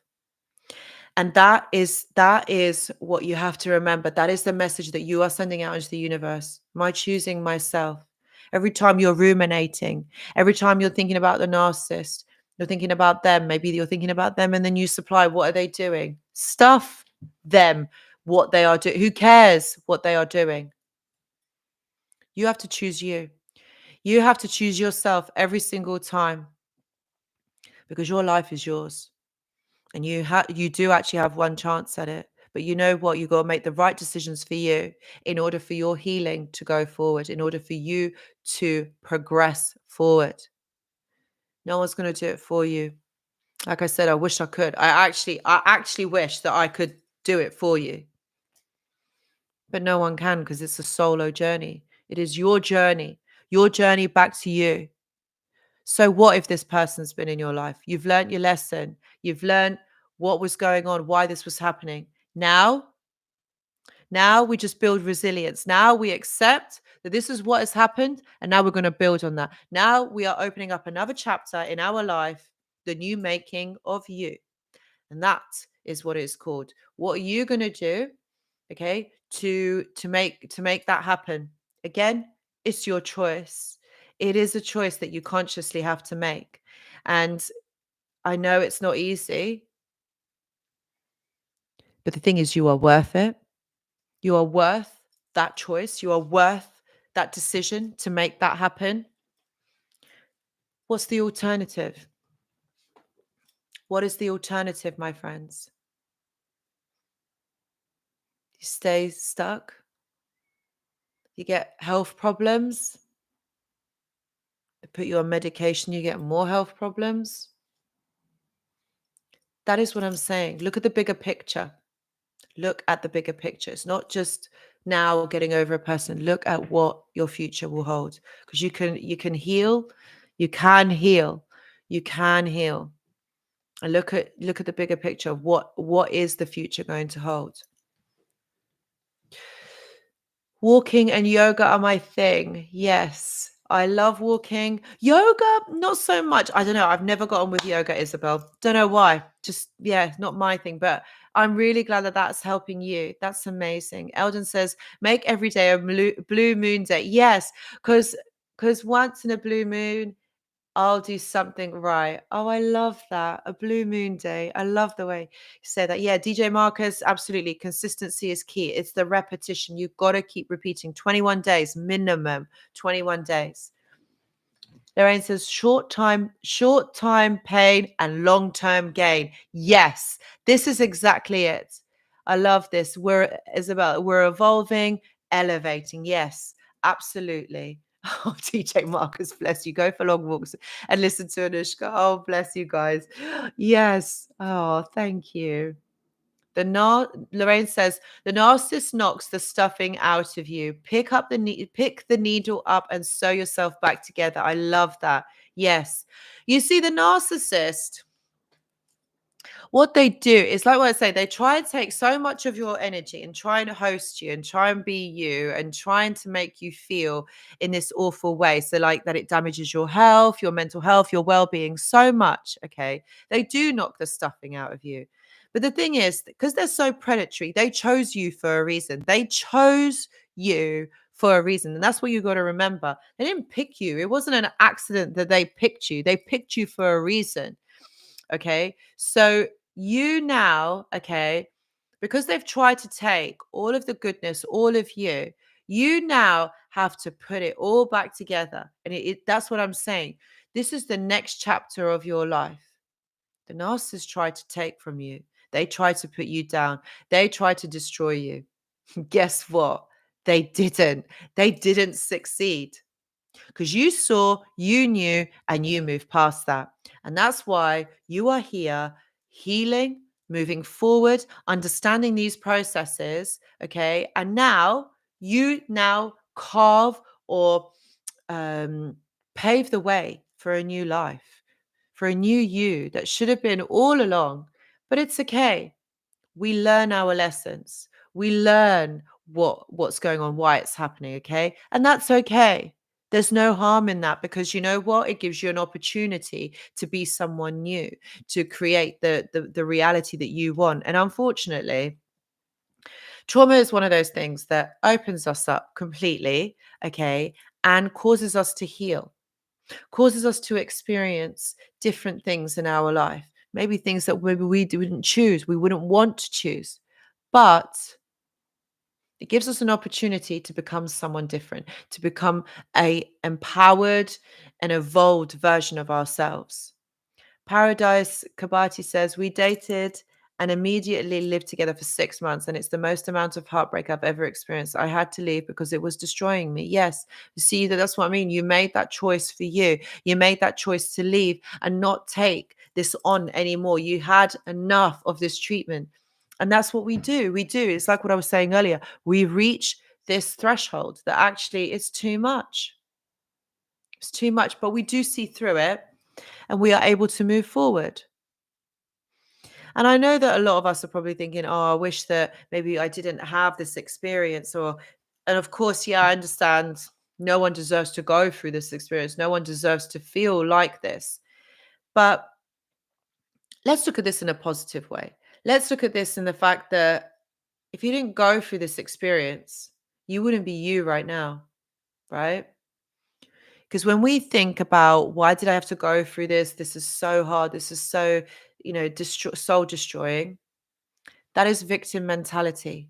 Because it's like, why me? Poor me. Why is it happening to me? So what you're doing is you're feeding that dysfunctional ego, okay? Where what it does do is it keeps you stuck. It keeps you in that comfortable mode. Instead, think, you know what? I am here because I experienced this. I now have the opportunity to become a better version, a different version of myself, and a more evolved version. I mean, look, I'm going to ask you this question, guys. How many of you have been on this journey, this healing journey, this journey of recovery, okay, and have become a different version of themselves, like a better, more evolved version? How many of you, if you have done, type yes in the chat, okay, that you have become a more evolved, a more um like a more kind of like empowered version of you, a different person. Oh, Bonnie, Anushka had to deliver a 45-minute presentation today. Take me all day, wine to. Oh, bless you. I hope that your presentation went well, Bonnie. I'm sure it did. I bet you were amazing. I bet you were amazing on your presentation.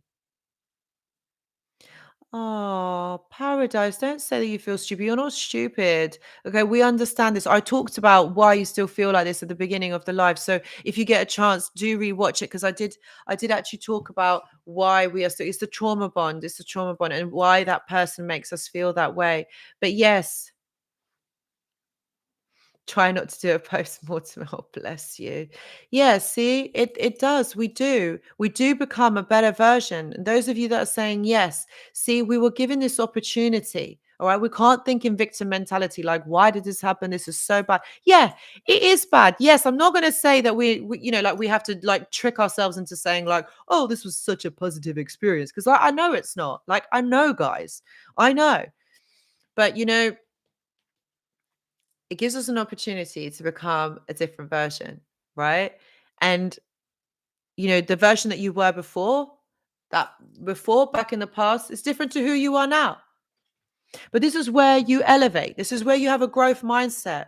Nothing in life stays the same. Life is fluid, it's always moving forward. And the thing is, if we stay stuck, which Honestly, it's very easily done. If we're going to stay stuck thinking, why this, why that, I shouldn't have done this, that shouldn't have happened, this should have happened, that, you know what? Shoulda, woulda, coulda. All right. That's still victim mentality. You are here now.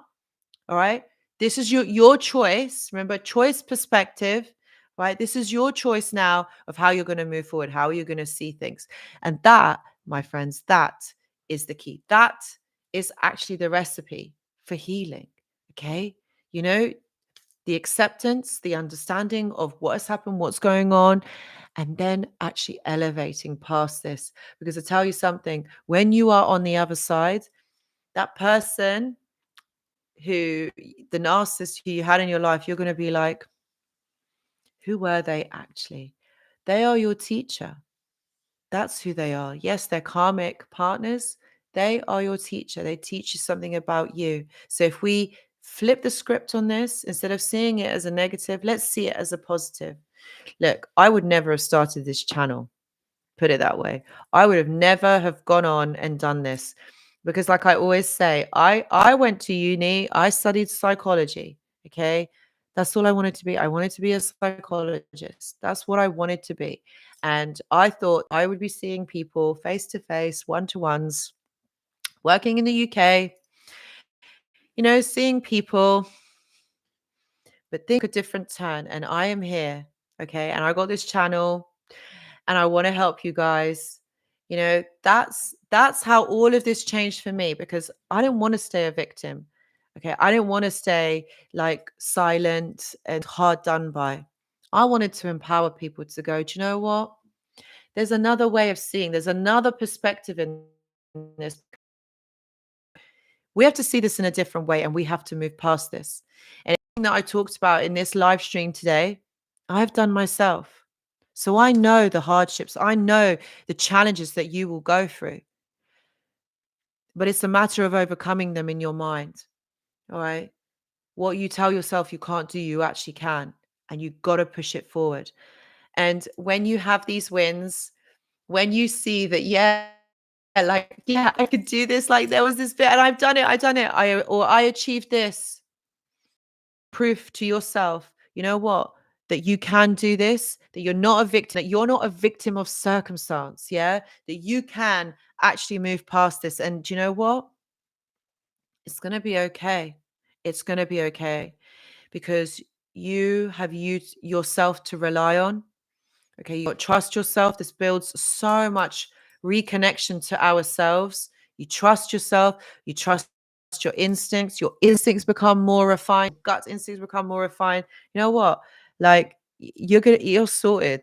Once that happens, you are sorted because your intuition is on fire. You're able to read people. You know what? You're on another level. That is when you're on another level. Do you know what I mean, my friends? But it's a process. So don't think, those of you that are right at the beginning, don't think that this isn't waiting for you.